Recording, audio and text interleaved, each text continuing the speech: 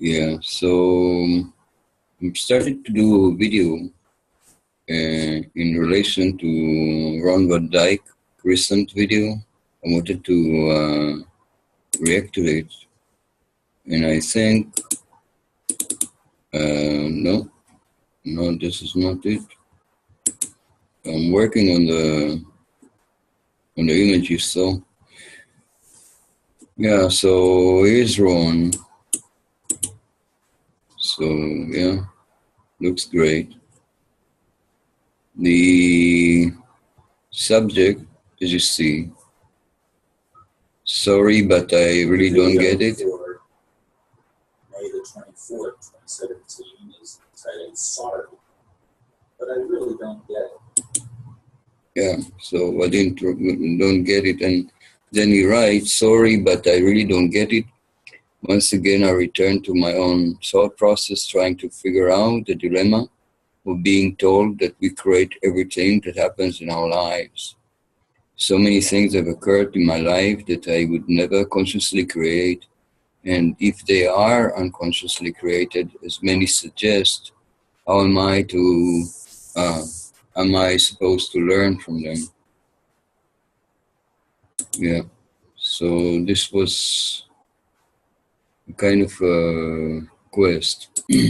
Now, when I heard it the first time, I went back to my own background, and I picked up the teaching of Krishnamurti, who was saying that we are everything. We are the world, and the world is us. So we are the world, and the world is us. And now there's a question if we can make anything happen here. If we can make anything here. So first of all, I think there's a small correcting that you must do, because when you are everything, so everything is here. Everything exists and everything is here. You're not creating anything. So this part must be washed out. We are the world and the world is us, but we don't create it. We don't create the world, and we don't create anybody.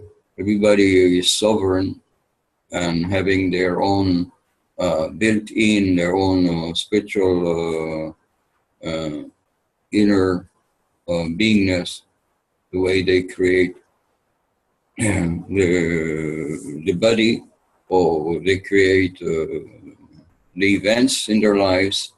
It depends on very subtle things that one must be a little bit or much more receptive to himself.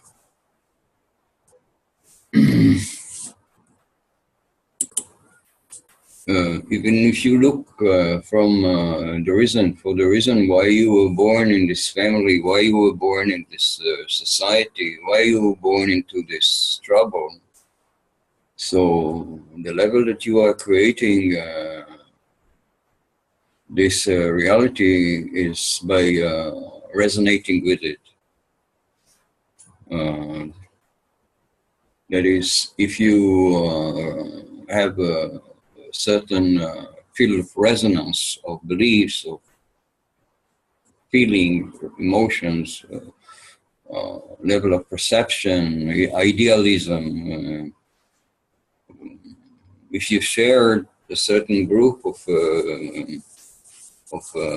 concepts, then you are directing yourself to be born in a certain environment that is responsive, that is relating to your characteristics, your natural characteristics. You will feel comfortable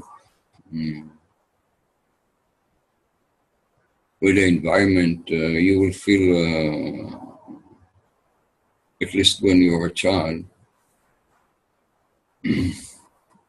So there is a different take that we can have on how much we affect from within when you come to the world, or you come to a children's garden, or you come to school and you meet people, and you start relating with others, and you will see that there is a huge field of perception that you experience, you practice with yourself, and everybody is practicing a different field of perception that are theirs, with which they handle and they react and they act around. So it is very easy to admit that the fact that things happen to us in our lives many times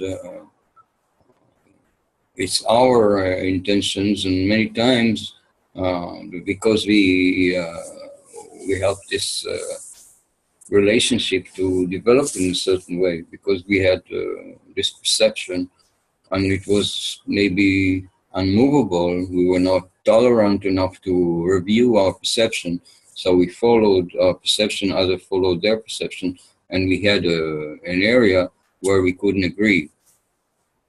And the missing part of that we couldn't agree is a missing part in our culture. It's not only missing in individual that is not able to to change himself, and the changing of yourself, your perception. You're not changing yourself naturally, but you're changing the perception that you have, where now you will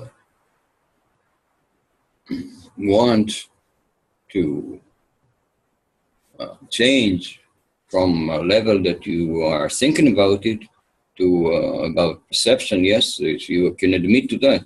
But when you look at the whole idea that I presented, that you can see too, that the fact is that by your perception you create a behavior. So if you look at all this field as a global field, you may rise to a level where you, instead of behaving in a certain way and following your,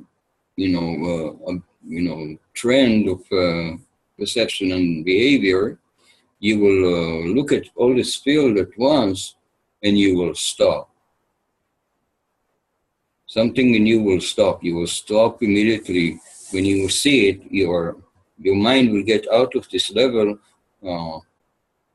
and you will set yourself free, first of all, from the habitual repeating of the same stuff, and then you will reconsider every perception, and perhaps reconsider the relationship that you might choose consciously or unconsciously. Unconsciously, it means also that you react physically, let's say, to some other people. You have a certain emotional feeling that is maybe needs to be dealt with or live it.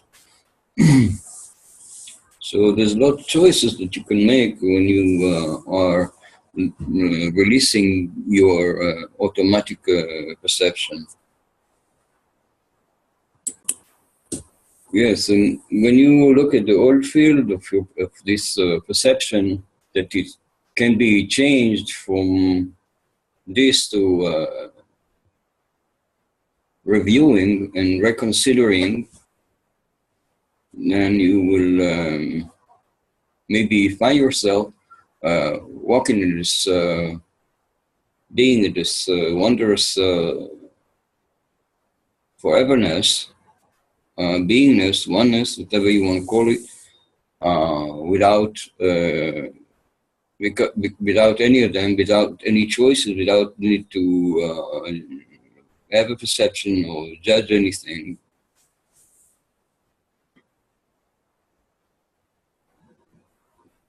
And the more you have practiced this change in the moment, from a point where you were stuck in that groove, and now you have released yourself and been here, just being and reconsidering maybe living it all together. So then you will start to consider, maybe realize that in fact the big ideals for which you came here, and many people come here with great ideals about the world, they start to manifest in the new reality that is that you touch it only when it feels matching your higher ideals or higher emotions. And I mean higher not in the sense that you are hot on it, I mean angry, you're not responsive so much, but you are rather waiting for the opportunity to meet the next level in your soul evolution, if you like to call it. Then you are free of the trap. By definition, you can look now and look for traps that you don't find no traps.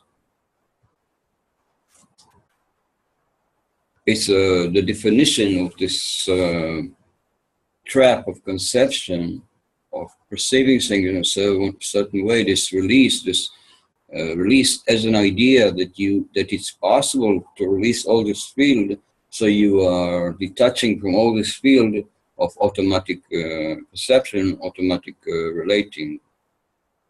So it's not the question of why did it happen to me.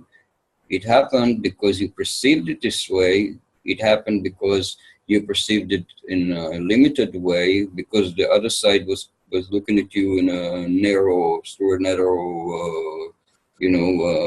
lens, wanted you there, and dictated the ideas that you should follow, and you can try to contradict them. But as a matter of fact, when you have left all this level of perception because you don't believe that it is effective, and the fact is that it's not effective, not 3D effective, and 3D doesn't have an impact. 4D has a lot of effect. 4D is the area where all these effects supposed to be taking you where you want, but they never take you where you want. So it's only rising above this what I talked until now that brings you to a level that indeed you don't know the details, and you don't need to know the details, because knowing cannot reach this level. You can have insights into it if you want. You can look for encouragement and inspiration. That's always works, and for heartfelt emotions, feelings, yes, you can look more for that and go in that way. But then the actual realization, because the dream is so vast, it also takes time for it to manifest, because there is a procedure that is happening because you are radiating with your being, feeling like this, or being in that level of consciousness, you are relating to the world in a way that is natural. This is a natural way to achieve stuff, to come upon realizations. Yeah. So, yes, I think I said enough.